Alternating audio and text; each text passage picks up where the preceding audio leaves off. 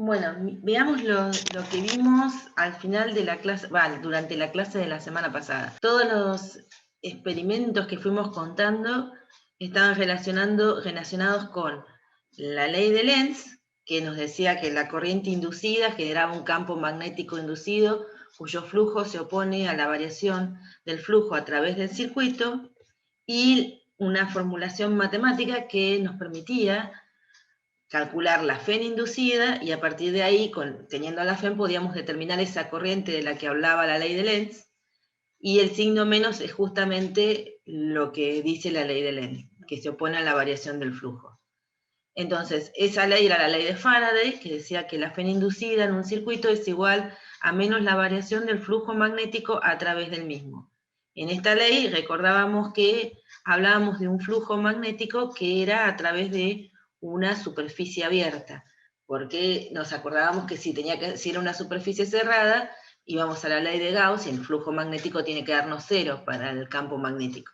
Así que esto era una variación de flujo en una superficie abierta, que en particular prestamos atención por ahora a la idea de que esa superficie está delimitada por un circuito. Y nos preguntamos de qué manera podíamos variar el flujo de modo de generar esta FEN. Una de las cosas que pasó la semana pasada fue que al establecer esta ley, mientras íbamos contando los experimentos, nos tuvimos que dar cuenta de que ahora sí podíamos tener en un circuito una corriente sin la necesidad de tener conectada una fuente. Es decir, podíamos generar una FEN, y por lo tanto una corriente, en un circuito sin tener una fuente conectada a ese circuito, simplemente variando el flujo magnético que lo atravesaba. Entonces, para saber si vamos a tener una FEN y por lo tanto inducida y por lo tanto una corriente inducida, necesitamos saber si va a haber una variación del flujo magnético a través del circuito. Recuerden que yo por ahora estoy concentrada en hablar de circuitos, pero en unas clases más la idea de circuito la vamos a tener que abandonar para hacerla más general. Por ahora nos centramos así. Entonces, ¿de qué maneras podemos variar el flujo? Y habíamos dicho que podíamos variar, mirando la expresión del flujo, podríamos variar el módulo del campo magnético, la dirección del campo magnético, porque eso nos alteraba el producto escalar, o el área en el que estábamos haciendo la integral. Y el otro día vimos uno de los ejemplos que creo que era variar la intensidad del campo. Entonces variábamos el módulo. Entonces ahora vamos por los otros dos casos. Vamos a variar la dirección y vamos a variar el área del circuito para ver qué ocurre. Con dos ejemplos que son típicos, que los van a encontrar en cualquier libro. Entonces, uno de esos ejemplos típicos es una varilla. Miren el dibujo de la derecha. Esto un poquito más marroncito es la varilla, que está apoyada sobre rieles conductores. Entonces en sí esto forma un circuito. La varilla tiene una resistencia R, una longitud L, y se mueve con una velocidad V, en este caso hacia la derecha. De vuelta a las cruces indican el campo magnético entrante en la pantalla, y de la forma que está es uniforme. Acá hay una acotación. Nosotros estamos siempre haciendo ejemplos con campos uniformes. Tengan en cuenta que si no lo fuera, tendríamos que tener en cuenta eso, que el campo no es uniforme. Tal vez a veces hay ejemplos de mover un circuito en un campo que no es uniforme, y eso también va a generar un efecto en el circuito. Acá lo que estamos viendo es el campo es uniforme y estaríamos, al mover la varilla, ampliando el área a través de la cual fluye el campo. Entonces, lo primero que tenemos que hacer para hallar la FEN inducida es hallar el flujo magnético a través del circuito cerrado en función del tiempo y de la velocidad de la varilla. Tenemos de vuelta la definición de flujo, que es el producto escalar de B escalar del campo de inducción magnética escalar el diferencial de área. Y la primera pregunta que puedo hacerles, si es que están un poco despiertos, es ¿hacia dónde va el diferencial de área del área que tengo que considerar para calcular el flujo? Primero díganme dirección y después, si se animan, también sentido. Recuerdan que para calcular el diferencial de área en dirección y sentido, ustedes tenían que recorrer la curva que limitaba el área, digamos, con los dedos de la mano derecha, y les daba para dónde estaba el diferencial de área. ¿Qué dirección tiene el diferencial de área del área que encierra este circuito? sería un área variable porque esta varilla se está moviendo, entonces va abriendo el circuito. ¿No saldría de la pantalla? Saliente de la Lograr... pantalla. Sí, sí, Bien. perpendicular a la aspira y saliente de la pantalla. Entonces, bueno, acá ya se vino todo de un saque. Si esto es saliente de la pantalla, viendo que el campo magnético es entrante, entonces el ángulo que forman el campo magnético y el diferencial de área es 180, entonces esto nos queda el producto de los módulos por el coseno de 180, por eso aparece este menos acá adelante. Y luego nos damos cuenta que como B es uniforme, lo podemos sacar de la integral porque no depende de los puntos en los que estamos integrando el área, así que nos quedaría menos B por la integral del diferencial de área, que sería la longitud de la varilla por el ancho. Entonces podemos suponer que todo esto arrancó cuando la varillita estaba pegadita acá, si no, no me dicen lo contrario, entonces la longitud que recorrió la varilla en un tiempo t va a ser la velocidad por el tiempo. Suponemos que arrancó acá, van a ver ahora en la cuenta siguiente que no nos importa dónde arrancó la varilla. Entonces ahora lo que vamos a hacer es calcular la FEM. Para hallarla lo que hacemos es usar la ley de Faraday y derivar el flujo magnético respecto del tiempo. O sea, la ley de Faraday nos decía que la FEN era menos la derivada del flujo magnético respecto del tiempo. La FEN inducida se opone a la variación del flujo magnético a través del circuito. Entonces, tengo la expresión, cuando derivo esto, me aparece un menos BLM por la velocidad, que el menos se nos va con el menos de la ley de Lenz, y nos termina quedando que la FEN es BL por B. O sea, B campo de inducción magnética por la longitud de la varilla por la velocidad con la que se desplaza la varilla. Otra forma de hallar esto, de interpretar esta FEN inducida, que acá fue una cuentita y salió directo, no parece algo complejo, es interpretarla a través de pensar la fuerza magnética sobre las cargas en la varilla. O sea, lo que vamos a suponer es que esta varilla tiene cargas, si es metálica tendrá electrones libres, que cuando lo desplazamos, esas cargas se están desplazando con la varilla, o sea que tienen la misma velocidad que la varilla, y en consecuencia son cargas con una dada velocidad moviéndose en un campo de inducción magnética, con lo cual sobre ellas va a actuar una fuerza magnética. Entonces pensemos en eso, pensemos en la varilla moviéndose con todas sus cargas adentro, y esas cargas que van con la velocidad de la varilla sienten la presencia del campo magnético. Y eso va a hacer que se muevan y generen una distribución de cargas que nos va a generar un campo eléctrico. Entonces acá abajo tenemos el dibujo, estamos solo prestando la atención a la varilla. De hecho, muchos libros empiezan simplemente contando de una varilla metálica que se mueve en un campo de inducción magnética. Entonces esta es la varilla que se mueve con una velocidad v hacia la derecha, y lo que vamos a ver es cargas, acá ponemos una de signo positivo, y vamos a calcular la fuerza sobre esas cargas. Entonces acá, si las ven, fíjense que nosotros tendríamos la carga por la velocidad, o sea, tendríamos que hacer la expresión, creo que no la escribí, no, pero ¿se acuerdan que la fuerza magnética sobre una carga era la carga, la velocidad vectorial en el campo de inducción magnética? Entonces, si pensamos en una carga positiva, por ejemplo, vamos a decir que eso, el módulo de eso va a ser Q por la velocidad por el módulo del campo de inducción magnética, y la dirección va a seguir la regla de la mano derecha, así que si pensamos en la carga positiva, ponemos los dedos con la velocidad, la flecha verde, nos dirigimos lo giramos hacia el campo que está entrante, y el pulgar nos va a dar hacia arriba. O sea que si tenemos portadores de carga positiva, irían, o pensamos en una corriente, estaríamos yendo hacia arriba. Si lo pensamos en los electrones, que son los que tiene la varilla, en realidad, lo que nos va a dar, recuerden, uno hace el módulo de la fuerza es Q por la velocidad, si son perpendiculares como en este caso, ¿no? Q por la velocidad por el módulo de inducción, campo de inducción magnética, y la dirección que hacemos con la regla de la mano derecha es para una carga positiva, para una carga negativa tenemos que invertirla, ¿no? Porque está ese signo menos del menos Q. Entonces, para una carga negativa, el movimiento sería hacia abajo. En consecuencia, mover una varilla lo que va a hacer es una distribución de cargas donde va a haber más cargas negativas abajo y más cargas positivas arriba. Pensando en un conductor, lo que vamos a decir realmente es que los electrones, que son cargas negativas, se van a mover hacia abajo y van a dejar cargado positivo el extremo superior de la varilla.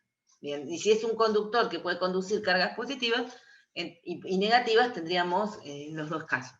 Como sea, nos va a quedar siempre una distribución de cargas positivas arriba y un exceso de cargas negativas abajo. Y eso me genera un campo. ¿En qué dirección está el campo? ¡Qué silencio! Esta vez no fui específica, ¿no? Porque tenemos dos campos ahora. Tenemos el campo magnético entrante, acá tienen dibujada la fuerza magnética sobre la varilla que genera esa distribución de la que estuvimos hablando, y acá todo el dibujo está pensando solamente en la carga positiva. Acá está dibujada la fuerza magnética, y acá está dibujada la fuerza eléctrica de ese campo eléctrico que se está generando, consecuencia de que me quedó una distribución de cargas positivas arriba y negativas abajo, consecuencia de la presencia del campo magnético, que movió las cargas de la varilla porque la varilla se estaba moviendo. Entonces vamos a tener un campo eléctrico que va desde más a menos, pero esto va a ser también una especie de FEM, porque lo que voy a tener es un terminal a mayor potencial y un terminal a menor potencial. El cargado negativo siempre es el de menos potencial. Pero como esto está conectado a o sea, no es la varillita sola como muestra este dibujo de abajo, que nos permite interpretar porque vamos a tener una distribución de carga, sino que en realidad está conectado a un riel. Estas cargas que van llegando al extremo superior, vamos a pensar en una corriente y movimiento de cargas positivas, van a moverse, no van a quedar acumuladas en el extremo superior de la varilla, sino que se van a empezar a mover a lo largo del riel. Entonces, lo que terminamos produciendo con mover esta varilla sobre el riel es que va a haber siempre una FEN que va a empujar a las cargas positivas hacia el extremo superior de la varilla, y esas va a hacer que circulen a través del circuito. Entonces, el hecho de que esta varilla esté conectada a un riel conductor me va a permitir generar una corriente. Si no estuviera conectada, tendría la FEN, porque tendría una diferencia de potencial entre los dos extremos, y cualquier carga acá adentro, o sea, las cargas tenderían a ubicarse en la parte superior e inferior hasta compensar la fuerza magnética, ¿no? En algún momento, cuando la distribución de carga sea tal que el campo eléctrico generado se hace tal que la fuerza eléctrica sobre una carga es igual a la fuerza magnética, el movimiento cedería.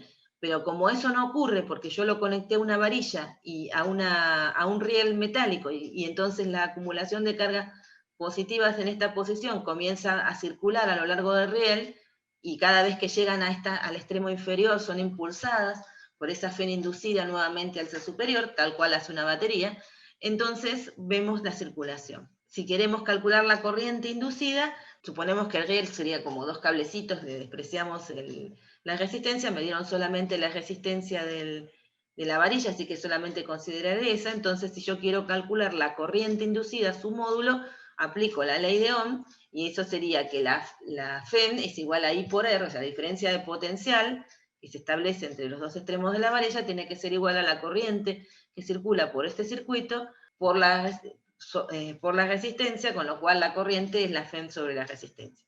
Y la FEN es la que calculamos por inducción. O sea que el módulo de la corriente lo sacamos de una. Pero además, ¿en qué dirección está circulando esa corriente? Podemos ver de dos formas. Lo podemos ver matemáticamente o lo podemos ver pensando en la ley de Lenz y toda esa explicación de que se induce una corriente que genera un flujo magnético que se va a oponer a la variación del flujo magnético.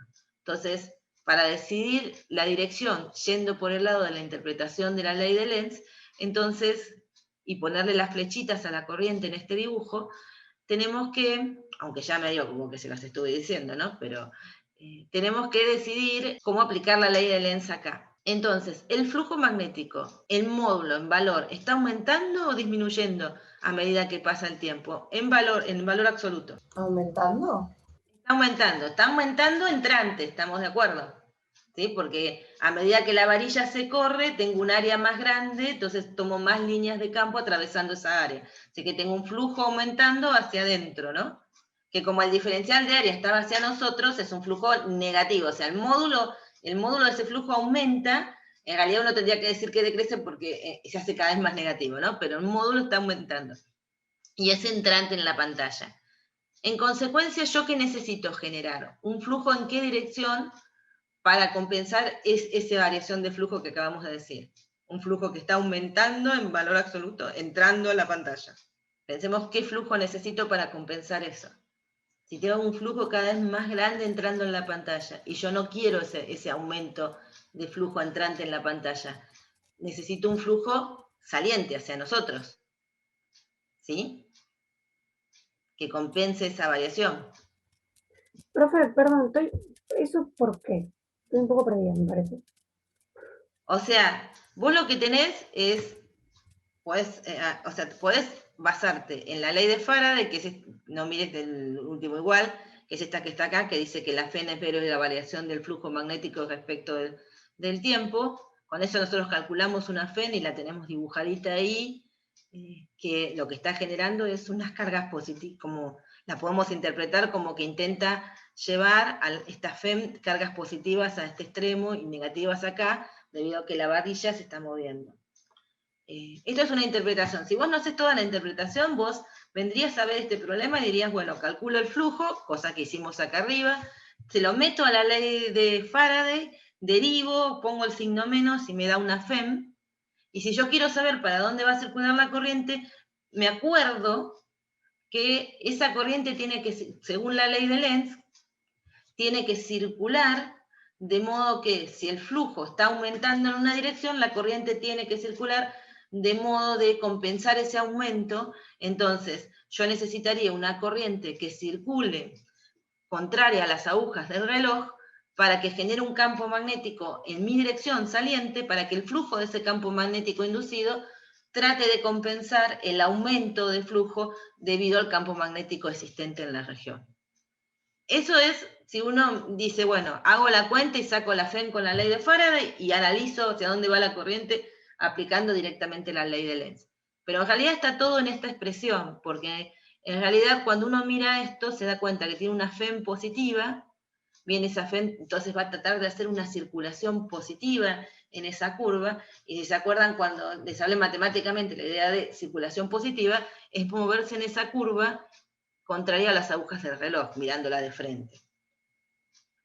Entonces, si uno tiene una Fem que intenta generar un movimiento en la dirección contraria a las agujas del reloj, como estamos creando esta flecha, entonces la corriente va a ser en esa dirección. Si avanza el programita. Bien, ok. Ahí sí lo pudiste seguir.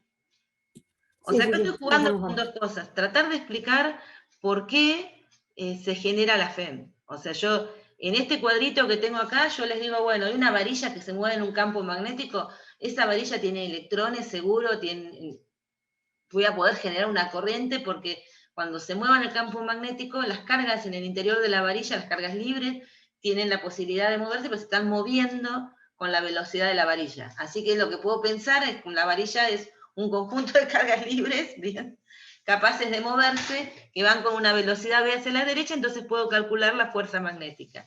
Si fuera simplemente la varilla la que se mueve en el campo, entonces yo lo que vería es una acumulación de cargas positivas, viendo cómo se comporta la fuerza magnética, hacia arriba, con lo cual dejaría un defecto de cargas negativas abajo. Se estaría moviendo todas las cargas, pensando en las positivas, al moverse con una velocidad v hacia la derecha, irían hacia arriba y empezaría a tener una distribución de este tipo, positivas abajo y negativas positivas arriba y negativas abajo. Ahora, hasta ahí vamos bien. ¿Hasta cuándo se moverían las cargas? Y bueno, hasta que esta distribución positivas negativas me genere un campo tal que el módulo de la fuerza eléctrica que me va a dar contrario se equilibra con el campo magnético. Entonces ahí cesaría el movimiento de cargas en la varilla. Ahora, eso acá no pasa, ni problema, porque yo la varilla la conecté a un riel conductor. Entonces, cuando la varilla se mueve y aparece esa fuerza magnética que me va a mover las cargas positivas hacia arriba y dejar defectos de cargas negativas abajo, se encuentra con un riel conductor y ese riel conductor le va a permitir moverse a través del riel y entonces vamos a generar una corriente. Entonces, ahí podemos interpretar qué es lo que está pasando más con los dedos.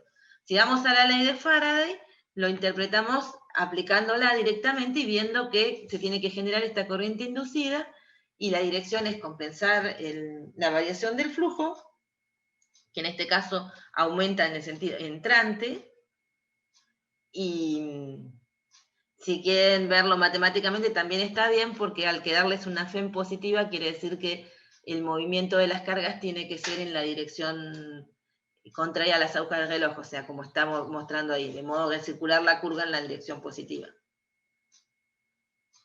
Bueno, el sentido de circulación que preguntaba ahí es lo que apareció cuando hice un enter.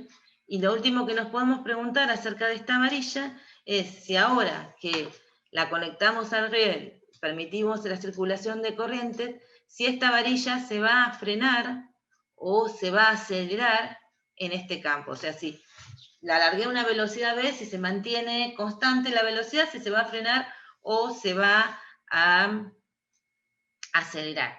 Entonces, ahí hacemos algo que inclusive nos sirve para el repasito de magnético de mañana, es pensar que por esta varilla está pasando una corriente. Entonces, si pensamos que por esta varilla, al estar conectada al reconductor, pasa una corriente, entonces tendríamos que ver la fuerza que genera sobre la varilla el campo magnético debido a que por ella pasa una corriente, para poder contestar si la fuerza magnética va a frenar la varilla. Tengan en cuenta que en este caso, en el caso de abajo, que no permitimos, una vez que se equilibraron la fuerza magnética y la eléctrica, acá ya no va a haber corrientes, así que esto de frenar o acelerar no tendría sentido en este caso. Sí lo tiene acá, que yo al conectarlo al riel, todas las cargas que son empujadas hacia arriba por la presencia del campo magnético se mueven a través del riel. Entonces esta distribución de cargas que vemos en la figura de abajo no se alcanza a generar. Entonces la varilla se acelera o se frena, tenemos que usar la expresión de la fuerza magnética sobre un elemento de corriente. Entonces, para poder hacer esa cuenta, lo que tenemos que poner es ejes. Yo en particular elegí estos. El eje X en la misma dirección que la velocidad, el eje Y hacia arriba y el eje Z saliente.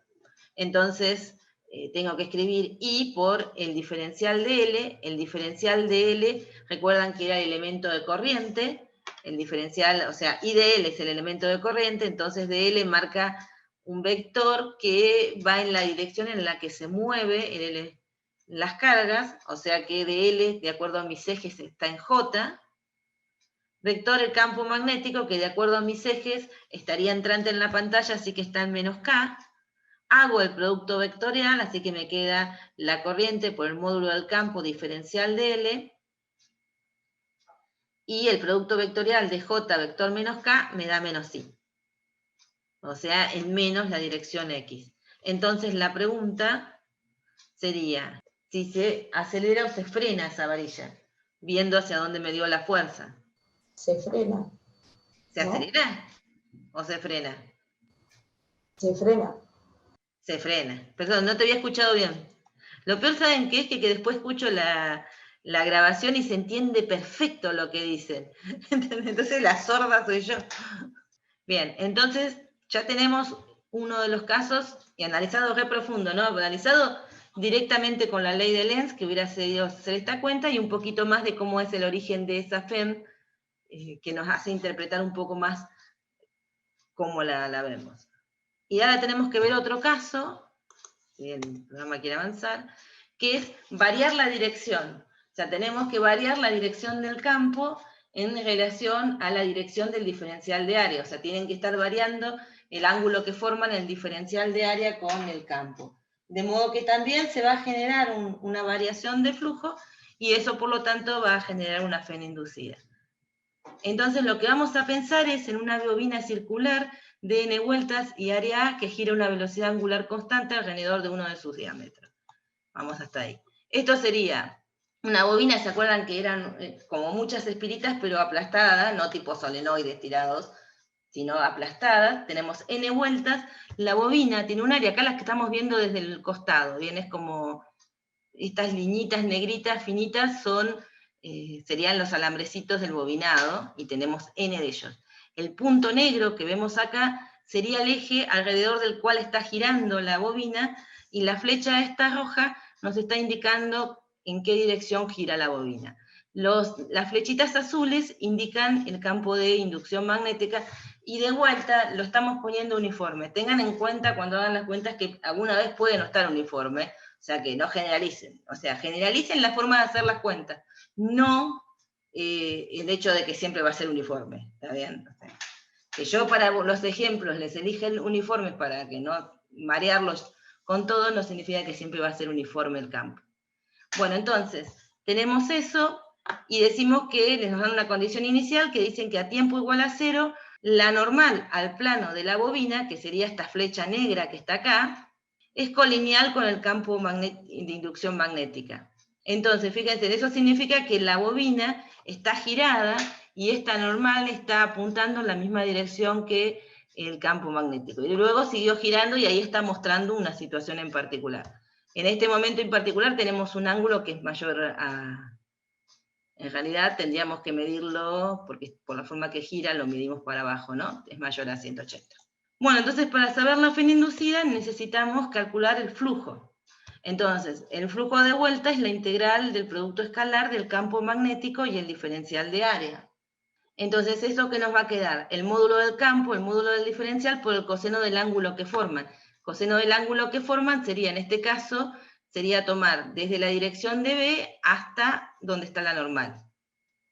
Y eso lo podemos interpretar a este ángulo a partir de la frecuencia, o sea, de la frecuencia con la que está generando el giro. ¿Por qué? Porque se acuerdan de allá lejos en física 1, cuando teníamos esos giros, los podíamos escribir como un ángulo inicial, que de acuerdo al enunciado estaban paralelos los dos en la misma dirección, así que lo pongo 0 cuando arrancó, más omega t nos va a dar el ángulo que forma en cualquier momento. Por eso acá me aparece el coseno de omega t. Y el n es porque el flujo total que tengo que considerar tiene que sumar todos las contribuciones de las espiras. Entonces hagamos un resumen.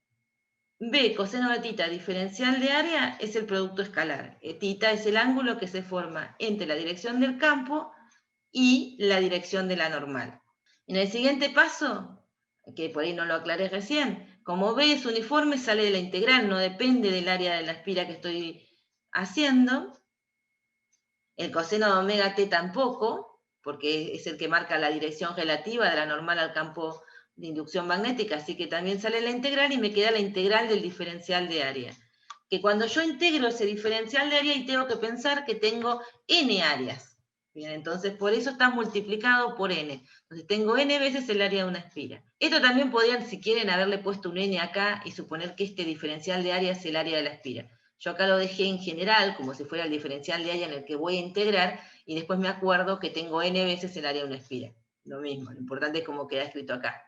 Y acá reemplacé teta por la expresión que tiene en función del tiempo. O sea, partió de cuando teta era 0, cuando la normal estaba alineada con el campo magnético, y luego de un dado tiempo está formando un ángulo que vale omega por t. Entonces ahí tengo el flujo, que obviamente me da dependiente del tiempo.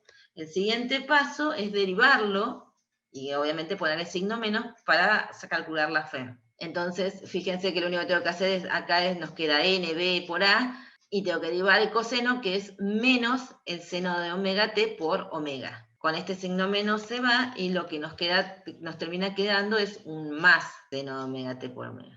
Entonces, uno puede interpretar qué es lo que pasa, que es este dibujo que está acá abajo, a medida que pasa el tiempo, porque es claro que esta FEN está variando, y si quisiéramos calcular la corriente estaría también variando. Fíjense lo interesante, porque esto se llama generador de corriente alterna. ¿Por qué? Porque la corriente varía como el seno de omega t.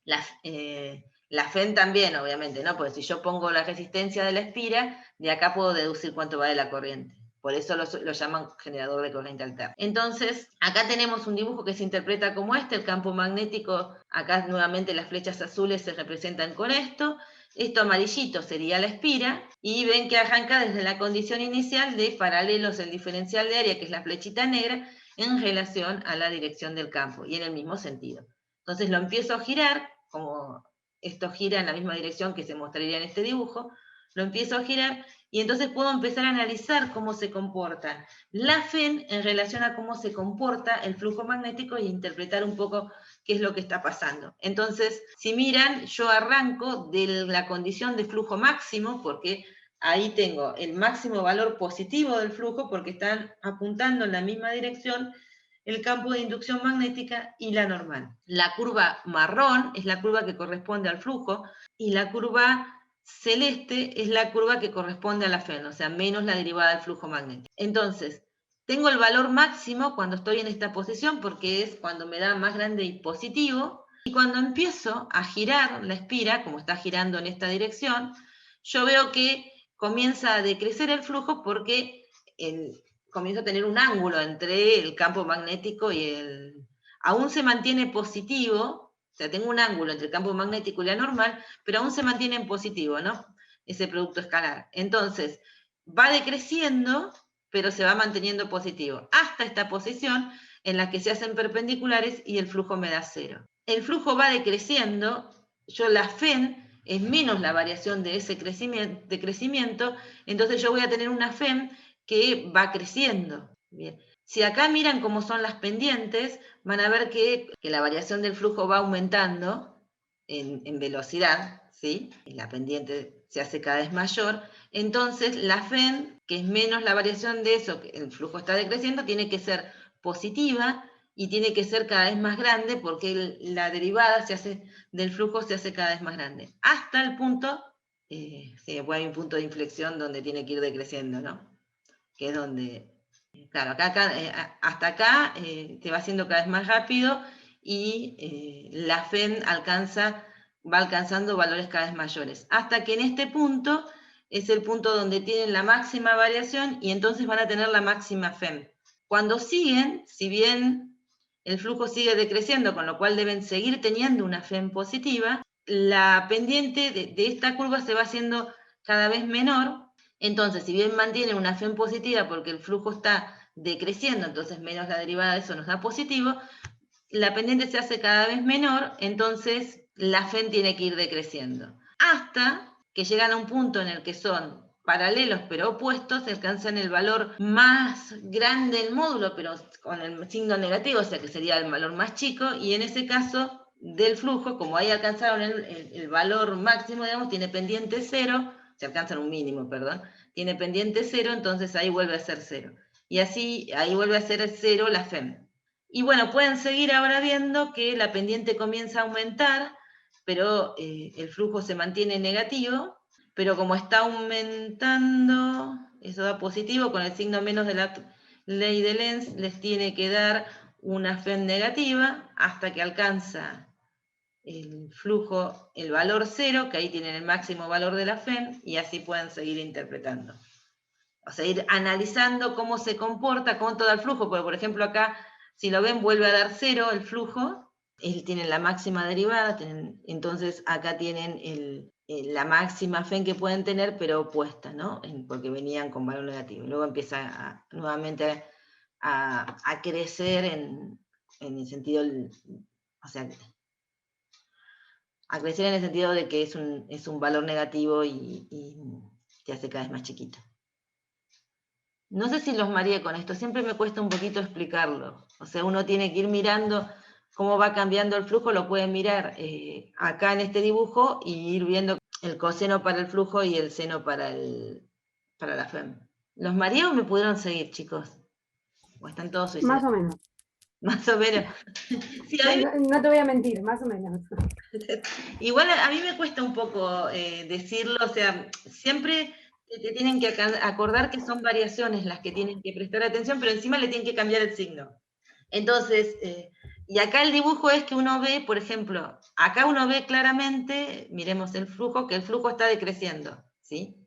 Entonces uno tiene que esperar que la FEM que se genera sea positiva. Ahora, el flujo está decreciendo, pero la pendiente está aumentando. O sea, se hace cada vez más negativa la pendiente de la curva en el primer cuadradito, en el primer cuadrante, si quiere decir, primer tramo, hasta que alcanza el valor máximo en este punto, la pendiente. Entonces ahí podemos ver que como la variación se hace cada vez más grande, pero es negativa, porque la pendiente es negativa, el flujo la FEM va a tener que ser positiva, porque le tengo que cambiar el signo, y cada vez más grande. Cuando llego a este punto en el que el flujo me da 0, puedo mirar cómo está la espira en este momento, está ubicada perpendicular a el diferencial de áreas de esa espira está perpendicular al campo, entonces el flujo es 0, tengo la máxima FEM, y si sigo girando, ahora voy a empezar a tener un flujo negativo, cuya pendiente comienza a decrecer. Entonces aún sigo teniendo una derivada negativa, con lo cual sigo teniendo, al cambiar el signo, sigo teniendo una FEM positiva, pero ahora se va haciendo cada vez más chica porque el valor absoluto de esa derivada se va achicando, hasta que alcanzo el punto donde nuevamente el flujo alcanza un valor en valor absoluto bien grande, pero en este caso es negativo, o sea, alcanzo el máximo valor negativo del flujo, o sea, en la dirección contraria a un diferencial de área definido con la regla de la mano derecha, y en ese caso, cuando alcancé el máximo, ahí tengo una FEM 0. Y ahí empiezo nuevamente a seguir el comportamiento, entonces ahí veo, por ejemplo, que el flujo sigue siendo negativo porque tengo una normal que está apuntando en su componente en la dirección del campo magnético, está apuntando opuesto, pero ese flujo está decreciendo en valor absoluto, en realidad está creciendo si lo decimos matemáticamente, pues está siendo cada vez menos negativo, y la pendiente se va haciendo, o sea, entonces si esto está creciendo, quiere decir que la FEM tiene que decrecer, está creciendo en el sentido estricto, ¿no? El signo se está haciendo menos negativo. Esto tiene que crecer y la pendiente es cada vez más grande hasta este punto. Luego continúa creciendo con una pendiente que va decreciendo, o sea, continúa creciendo con una pendiente que sin embargo va decreciendo. Entonces, si continúa creciendo, tengo que tener una FEM con signo negativo, con una pendiente que va decreciendo, tiene que ser una FEM que se va haciendo cada vez más chiquita, hasta que llega a este punto. Y así podemos, y acá a este punto es volver a arrancar y contar todo desde este punto. Volvemos a empezar. Es como para, porque por ahí ahora los mareos, creo que me salió mejor esta explicación que la primera, pero igual así creo que es para sentarse uno, ir mirando las posiciones que forma la espira primero y ver que el flujo está cumpliendo más o menos este comportamiento, y luego analizar esto, que es menos la derivada del flujo magnético respecto al tiempo, para ir entendiendo cómo está cambiando. En este caso, es el caso más claro en el que uno le queda claro que no es oponerse al flujo magnético que genera el campo, sino oponerse a su variación, porque en muchos momentos tienen el mismo signo, la FEM y el flujo, y en otros están opuestos. Entonces uno tiene que mirar que se está oponiendo a la variación. Yo les diría que esto lo miren con mucho amor en casa, tranquilos, y lo traten de ver si lo entendieron, y cualquier cosa me vuelven a preguntar. Bueno, me fui muy rápido. Vamos a tratar de hacer un ejemplo que sea menos trabalenguas y a ver si se entiende. Entonces acá lo que tenemos es un solenoide, el solenoide es el bobinado blanquito, tenemos las corrientes indicadas por donde entran al solenoide y salen, y aunque no parezca, estas espiritas, la roja y la negra, deberían estar dentro del solenoide. No se ve muy que estén adentro, lo siento, pero supuestamente están adentro. Entonces, la roja estaría paralela a las líneas de campo, mientras que la negra estaría paralela a las espiras. O sea, una estaría en la dirección perpendicular a las espiras, orientada, y la otra estaría en la dirección paralela, sobre el plano de las espiras. Y las líneas violetas son las líneas de campo magnético de un solenoide finito. Vamos a suponer, aunque este dibujo no lo muestre, están separadas para que se vean, pero vamos a suponer que estos están en la región de que el campo magnético es más o menos uniforme, para que podamos utilizar el campo de un solenoide infinito para calcular el flujo a través de las espiras. Entonces el solenoide tiene n vueltas, tiene longitud L, circula una corriente I, y nos piden que hallemos la FEM y la corriente inducidas en las bobinas cuadradas del lado A, resistencia R, y n' vueltas ubicadas en el interior del solenoide, ¿no? Entonces nos dan 3 casos posibles. Uno, que la corriente del solenoide sea constante.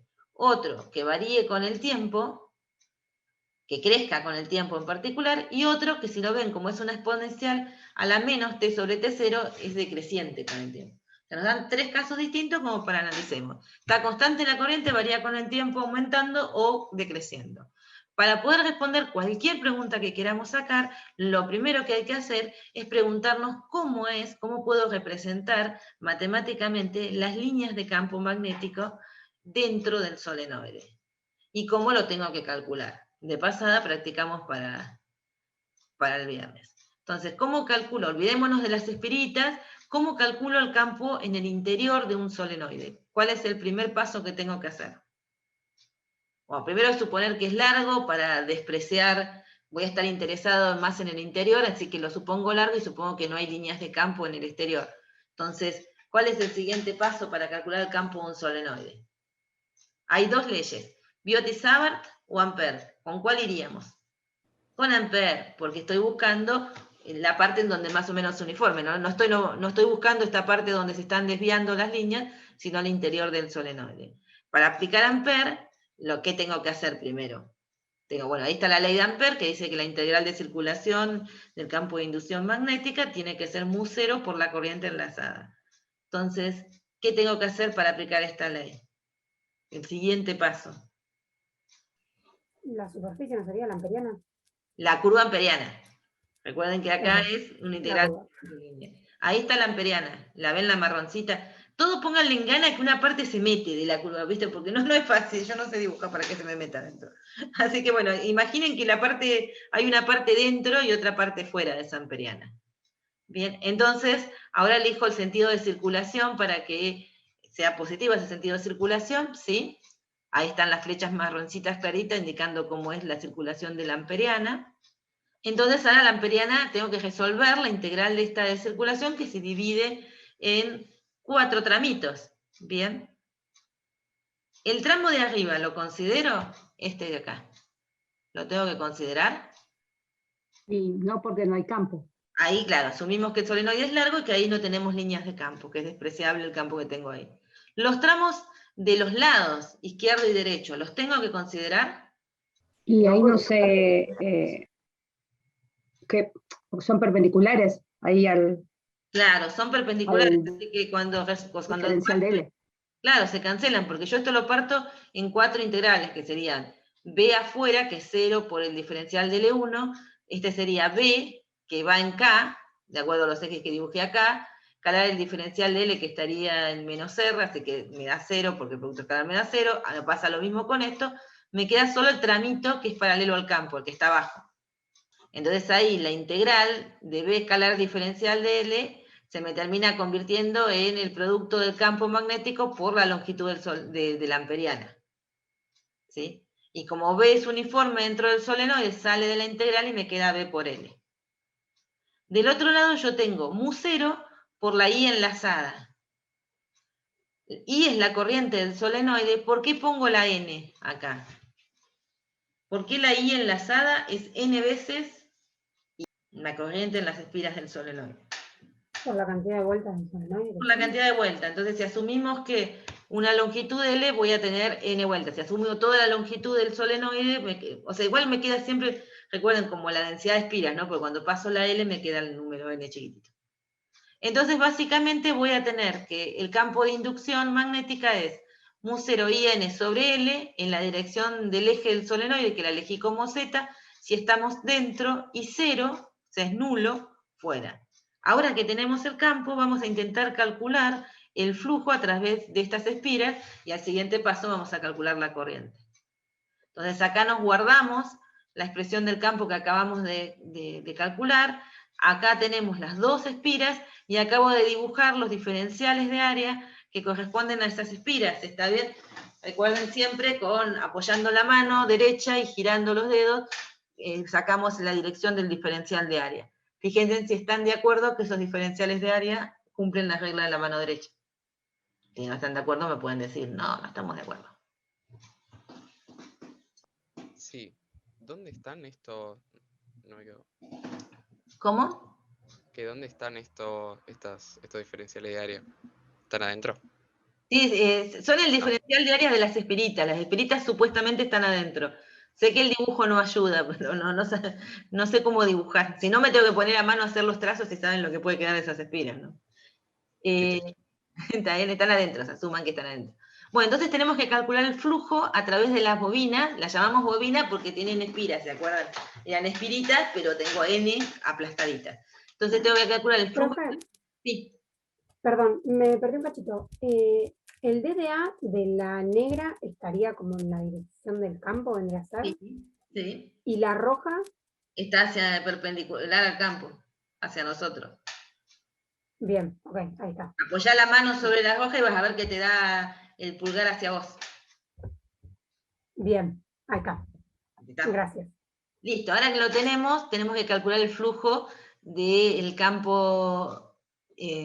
Uy, me está tapando el flujo del campo del solenoide a través del bobinado. Bien, de este diferencial de área del bobinado. Entonces, vamos a considerar el primer caso, si quiere avanzar, la espira roja. Fíjense que el diferencial de área está perpendicular al campo en la espira roja. Así que el producto escalar del campo del solenoide por el diferencial de área de la bobina me da 0. ¿Estamos de acuerdo? Sí. Entonces el flujo básicamente nos da 0. Vamos por la espira negra. Con la espira negra son paralelos el diferencial de área y el campo. Así que el producto escalar nos da directamente el módulo del campo por el diferencial de área de la bobina negra. O sea, en el caso de las rojas ya no queda nada para hacer, porque haga lo que haga la corriente del solenoide, como no hay flujo a través de la espira, a la roja no le va a pasar nada. ¿Sí? O sea, el hecho de que yo vaya a calcular el flujo y me dé 0, obviamente la derivada me va a dar 0 también, o sea, no voy a tener fena inducida en la roja. ¿Eso lo ven? Sí. Entonces nos queda mirar la negra, que la negra sí voy a tener un flujo, entonces puede ser que ese flujo varíe con el tiempo y pueda llegar a tener una FEM. Entonces vamos por el flujo de la negra. Entonces la negra sería, este producto escalar nos queda B del solenoide por el diferencial de área, B del solenoide es mu0 IN sobre L, y el diferencial de área de la bobina lo integramos, o sea, si reemplazamos esto en la integral, reemplazamos el campo es uniforme, sale de la integral, así que nos queda la integral del diferencial de área de la bobina, que la integral del diferencial de área de la bobina es el área de cada una de las espiritas por el número de espiritas, por eso aparece este n', que era el número de espiritas que tenía el bobinado. Y A era el lado del cuadrado de la bobina, por eso nos queda cuadrado. El área es A cuadrado por el número, para una espira, como la bobina tiene n' espiras, tengo n' por A cuadrado, el área total que está atravesando el campo magnético del solenoide. Entonces tengo por fin el flujo a través de la bobina. Vamos con los casos. El caso A tenía una corriente que era I0, era una constante. Así que cuando yo quiero ir a derivar este flujo, como I es igual a I0, lo derivo y me da 0. Con lo cual la corriente inducida, que la voy a llamar I', es 0. ¿Lo siguieron? La corriente es constante, reemplazo I0 acá, derivo respecto al tiempo, me da 0, así que la fena inducida es 0, la corriente inducida también será 0. Vamos al caso B.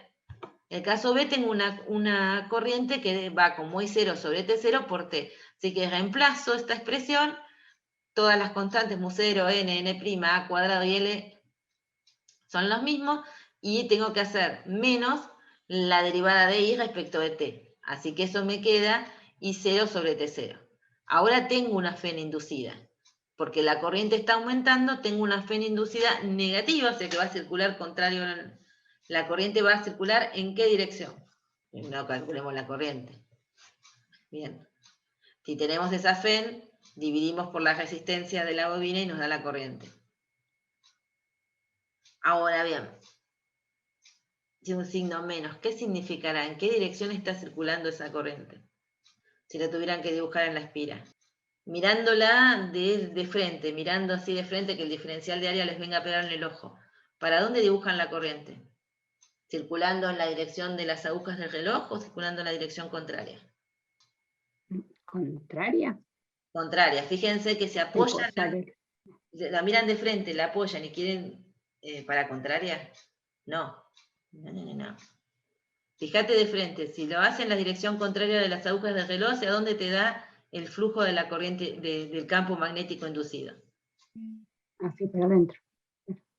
Le da en la dirección o sea, les daría en la misma dirección que el del campo magnético que tiene el solenoide. Sí. Y el campo magnético del solenoide que está, o sea, está aumentando o decreciendo, si la corriente crece. La corriente del solenoide, la I. Claro, entonces, sí, en el horario. Entonces tiene que ir contrario, ¿no? Tendría que ir en la dirección de las agujas del reloj. Que si se Horario. acuerdan, esto estaría diciéndonos que va contrario a ese diferencial de área, ¿no? Te creo. Vamos por partes. ¿Me crees que la bobina roja no la tenemos que considerar al menos? Sí, eso sí. La bobina roja no, listo, perfecto, eso ya es algo. ¿Me crees que en el caso A no hay corriente inducida? ¿Por qué? En el caso A, cuando la corriente en el solenoide es constante, que Bien. es cero, ¿no? Porque el flujo no está cambiando. Bien. Ahora vamos al caso B. Corriente inducida va a haber, porque hay un flujo variable en el tiempo. Sí. No tenemos el flujo calculado acá arriba, y si pongo una I que varía con el tiempo, el flujo está variando con el tiempo. El flujo para la I que te doy acá, ¿aumenta o disminuye? En valor absoluto, vamos primero. Mirando la expresión del flujo que tenemos acá, reemplazamos la I. ¿Qué me dirías? ¿Está aumentando o disminuyendo en valor absoluto? El del solenoide a través de la espira. Y debería disminuir. ¿Vos lo ves disminuir? Ah, no, porque no, todavía no aumenta. Está aumentando, claro. Entonces el flujo a través de la espirita negra, debido al solenoide, está aumentando. ¿Bien? Y está aumentando en forma positiva, porque está aumentando en la misma dirección que el diferencial de área. ¿Bien? Bien. Ahora, yo no quiero ese cambio. Esa sería mi frase. No tiene que cambiar. Entonces, ¿qué necesito? Necesito una corriente que me genere un campo de inducción magnética, que genere un flujo en la dirección contraria para evitar ese aumento. ¿Sí? Necesito, si tengo más líneas de campo, porque estoy aumentando la intensidad del campo, hacia la derecha, necesito agregar líneas hacia la izquierda. ¿Sí? Bien. Para pensar. Entonces, si necesito líneas hacia la izquierda, ¿cómo tiene que circular la corriente en la bobinita negra para tener líneas de esa corriente que se induce genere un campo que me dé líneas de campo hacia la izquierda? Y claro, en sentido antihorario. Ahí va. Por la regla de la mano derecha, ¿no? Sería, sería horaria. Horario. Porque Claro. si no escuché bien qué habías dicho, dijiste horaria. Sería horaria porque necesitamos con la regla de la mano derecha apoyado sobre la bobina que el pulgar nos quede hacia la izquierda. ¿Bien? Claro. Bien. Bueno, Ahora sí.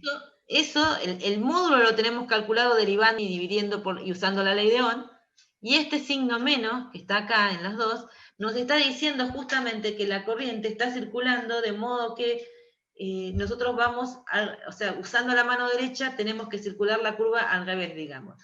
Vista de frente, nosotros apoyando la mano derecha tendría que salirnos el diferencial de área hacia nosotros. Si la circulamos al revés, ¿sí? Estamos sacando el diferencial de área en dirección contraria. Eso nos está diciendo el signo menos.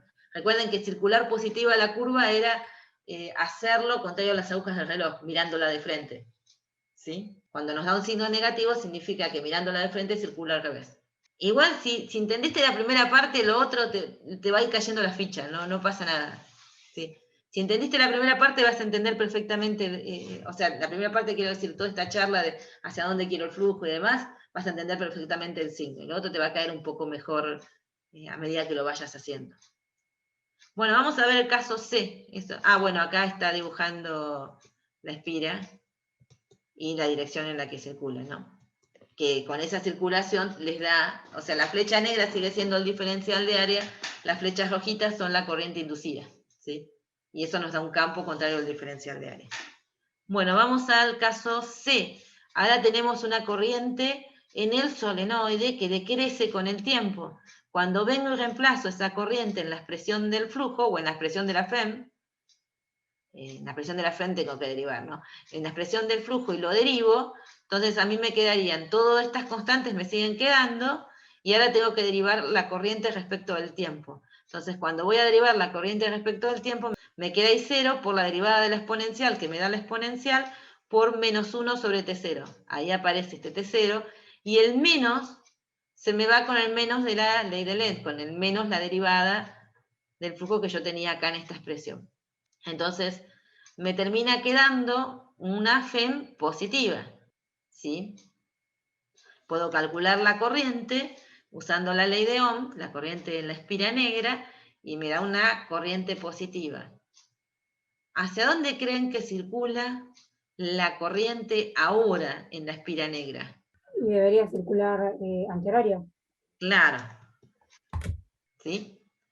Lo pueden analizar viendo cómo les quedan los signos, y si no, lo pueden, visto de frente, tiene que quedarles un campo que vaya en la dirección del diferencial de área, y fíjense en que al poner una corriente en el solenoide que decrece con el tiempo, está decreciendo el campo magnético del solenoide a través de la espira negra, con lo cual tengo menos líneas de campo. Yo necesito agregar líneas de campo para compensar ese efecto. Ese agregado de líneas de campo me lleva a que tenga que generar una corriente que circule, de modo que las líneas de campo inducidos vayan en la misma dirección que las del solenoide, que es lo que están viendo ahí, ¿sí? Si nosotros calculáramos el campo de esta espirita, nos daría en la misma dirección que la del solenoide.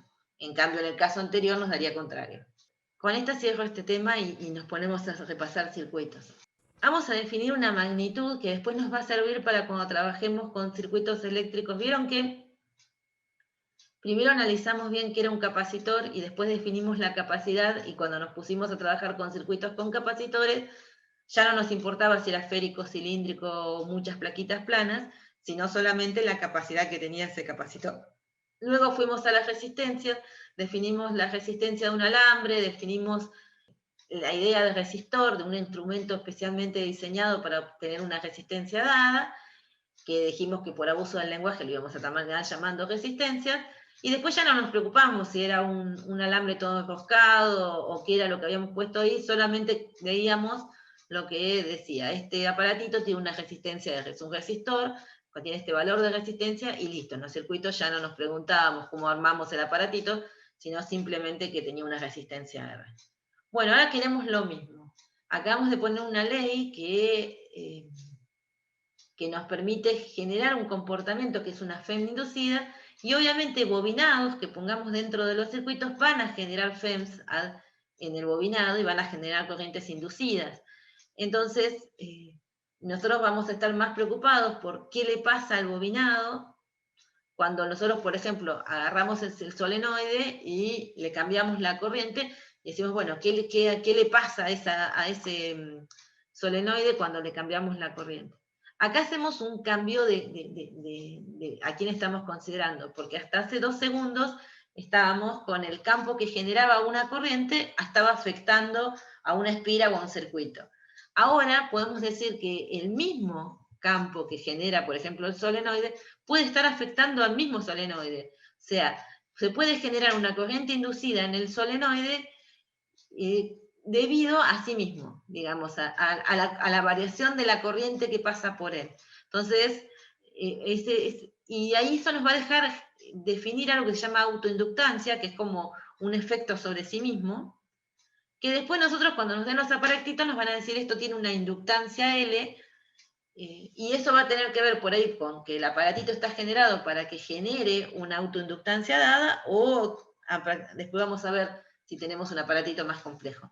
Pero la cuestión acá es que acabamos de cambiar y en vez de preocuparnos por el campo que alguien generaba sobre el circuito que yo estaba viendo, mi circuito estaba ahí, sin corriente, sin nada, y yo venía de afuera y cambiaba el campo magnético, ya sea moviendo imanes, ya sea variando el campo de adentro de un solenoide, o si teníamos un alambre, no sé, calcular el campo del alambre y lo podíamos variar en el tiempo, y también iba a generar una variación de flujo a través de de un circuito, pero siempre era algo de afuera afectaba a mi circuito. O sea, el campo magnético que algún otro circuito o algún elemento me generaba en la región donde yo tenía mi circuito, lo variaba, afectaba el flujo, y entonces yo veía en mi circuito la inducción de corriente.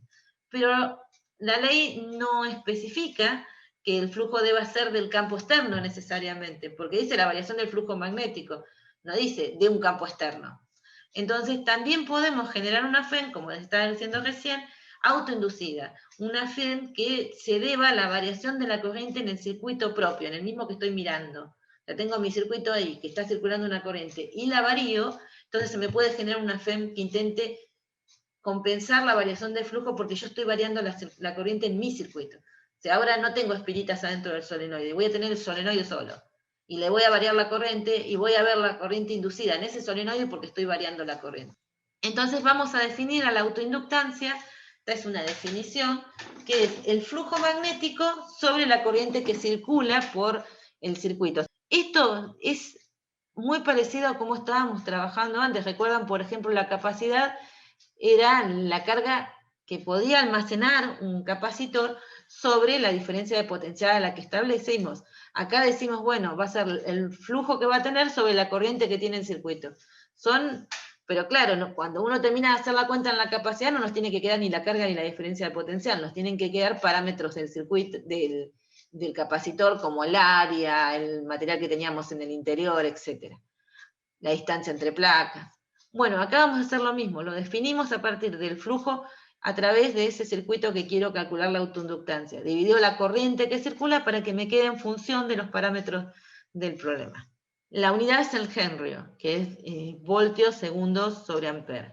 Y obviamente si yo despejo el flujo de la definición de autoinductancia y lo derivo respecto del tiempo y le cambio el signo, me va a quedar que la FEM yo la voy a poder escribir como E menos la autoinductancia por la derivada de la corriente en ese circuito en el que yo quiero calcular la FEM respecto del tiempo.